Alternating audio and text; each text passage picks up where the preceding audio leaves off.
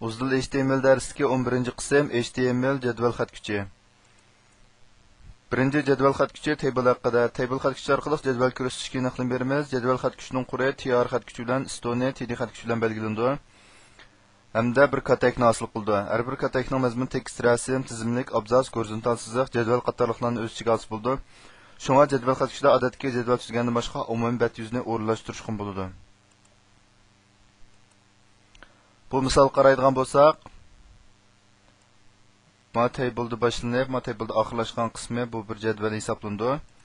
Buningda tr'dan ikkisi bor, shunga bu ikki qor, tddan ikkisi bor, shunga bu ikki munda gorizontal chiziq holatda jami 4 dona katakni hosil qilgan bu yerda. Buning biz ismini yozib qo'ydik. Tor ko'rgishda unumini ko'rgan bo'lsak, mana buningda 4 katak. To'g'risigami, tikkimi, ma 2 dan.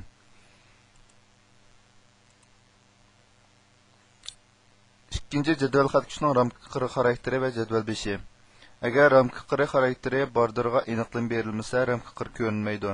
Masalan, misolda border deganimiz 1 deb berilgan, bu dal buningki ramka qiri. Buning amaliy qo'llanishchanlik yuqori, lekin ko'pincha vaqtda yana jadval qirini ko'rsatishni umid qilamiz. Bizda jadval holatdagi ma jadvalni ko'rsatgan vaqtda ko'pincha ma border qiymatini beramiz.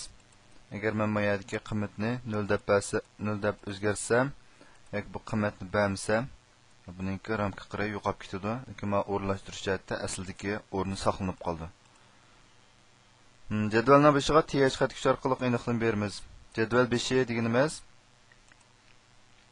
masalan, mana qaraydigan bo'lsak, mana tr'ninki ichida th ma heading ma TH'ning ichiga another heading deb men ikki tal boshni qo'ydik. Ammo TD qaraganda ma TH ma'no farqlanib turdi. Buningki ko'plagan tor ko'rgishlarda jadval beshi xat kuchida aniqlik berilgan mazmun o'ttirg'i to'g'rilandi ham tom xati altida ko'rindi. Masalan, ma bu table TH deb berilgan misol qaraydigan bo'lsak, TH'ning ichiga ilingan qismi o'ttirg'i to'g'rilanib tom xat shaklida chiqdi. 3-chi jadvaldagi quruq katak. Agar jadvalga ma'lum katakka hech qanday mazmun qo'shilmasa, undaqda mazmun bo'lmoqlikdan toz yaxshi ko'rmaydi. Shunga quruq katakning ramka qiri ko'rinishi uchun bo'shliqni ifodalaydigan o'rin belgisini birini qo'yamiz. Bu nima deganda, masalan, mana qaraydigan bo'lsak, hamma yerda meniki qiri ko'rinmagan. Qiri ko'rinmaganda buning asli kodi bu. Biz meyadiki